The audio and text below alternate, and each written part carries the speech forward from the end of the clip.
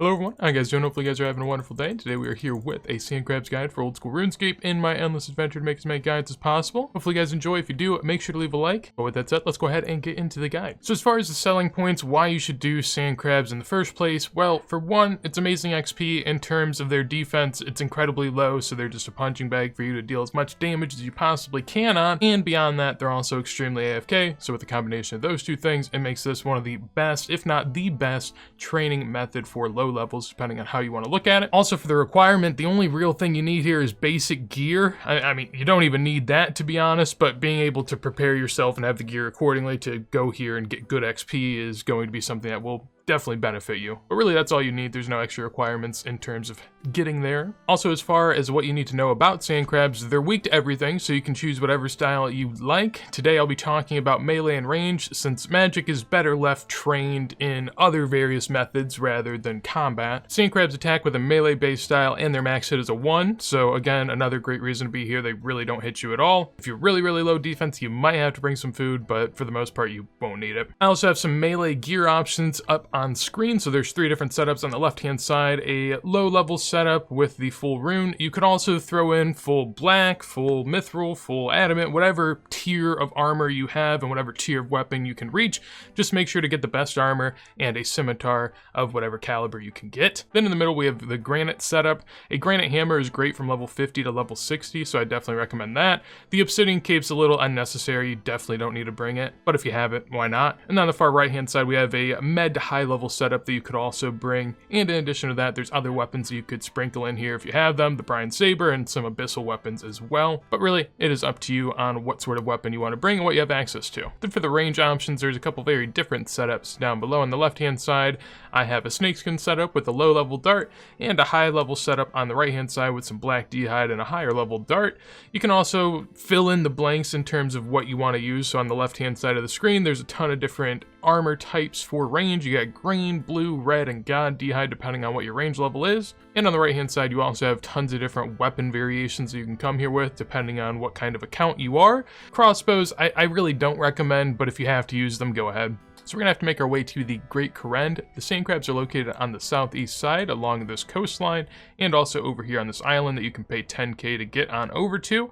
The best way to get there, if you have it available to you, is to have your house located there and use that teleport, or you could use a scroll of redirection on a house teleport tablet. If you do not have that, then the next best way is going to be just using this low level option, which is through this boat system over here.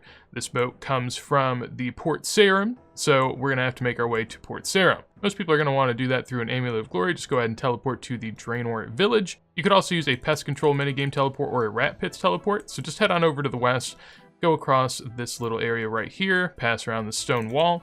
For my inventory, I have some super attacks and super defenses, since that is going to help boost your XP per hour. In addition to that, I have some food. You probably won't need it honestly, but just brought it in case some people do. Then I also have a stamina for running there, along with a little bit of money if you want to access the island. Again, you only need 10k rather than 100. So once you get to Veos over here, then go ahead and use the Port Piscarilius option through him. That will take you on over to the boat area that I was talking about earlier. Once you're here, then go ahead and walk to the west and start to make your way south along this little coastline. I'm going to go ahead and fast forward and we will return here momentarily.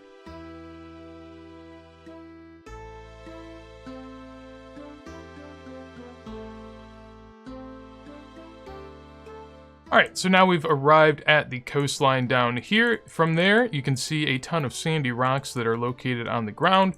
They aren't naturally monsters, however, if you walk up to them, they then will aggro you, and from there they will turn into a sand crab that you can go ahead and kill. Level 15 with 60 HP, so very easy to go ahead and stack up some good gains down here. You're going to want to find a location where there's quite a few of them stacked together, so that way you don't have to move around too much, and you can AFK a little bit more so. As you can see right here, there's a nice little 3 sand crab spot open for anyone to take. In addition to that, there's another one over here. There's a nice spot down there, as you can tell.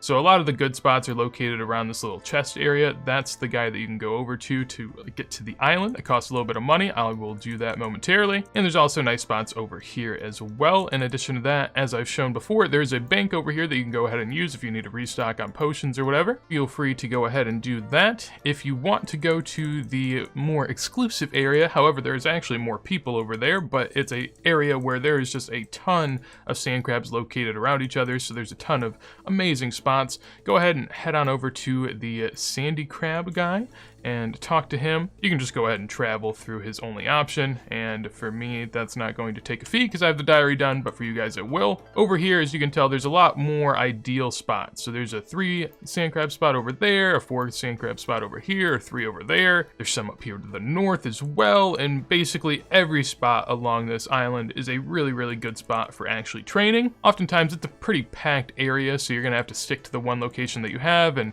if anyone's in the spot that you use, just go ahead and hop worlds or find an open spot. You know, don't be that kind of guy. But essentially just stand in the middle of them, go ahead and pot up, and then from there it is as simple as just raking in some XP. Really nothing you have to worry about. The one thing that they do drop of note is easy clues. They drop that about a 1 in 128 clip, so if you're into that, you could do the easy clues. I don't really think easy clues are all too worth doing, but to each their own. You know, if that's something you enjoy, I'm not gonna stop you. If you're a lower level, 3 to 4 sand crabs is gonna be more than enough.